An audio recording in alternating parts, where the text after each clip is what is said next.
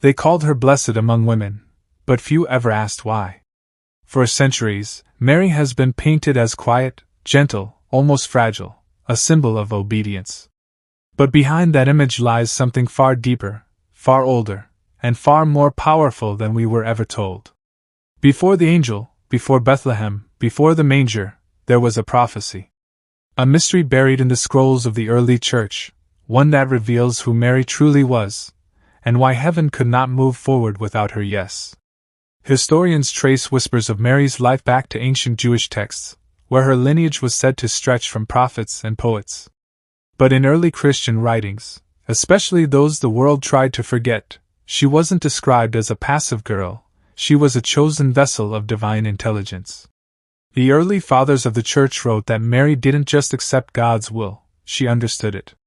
They said she was the bridge between heaven and earth, the one human whose soul was untouched by corruption before birth.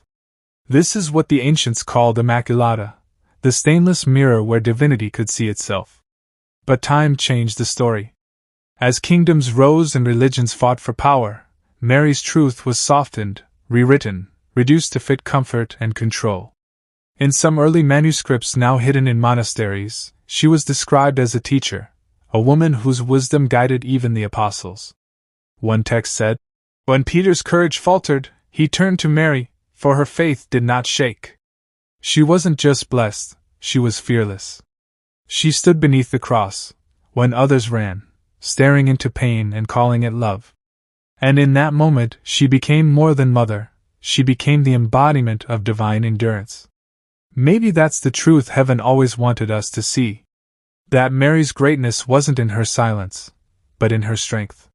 Not in her submission, but in her sacred understanding of destiny. She was heaven's rebellion against despair. The woman who carried hope when the world went dark. So the next time you hear, "Hail Mary, full of grace," remember, grace wasn't a gift to her, it was the power that flowed through her. And that power still echoes today.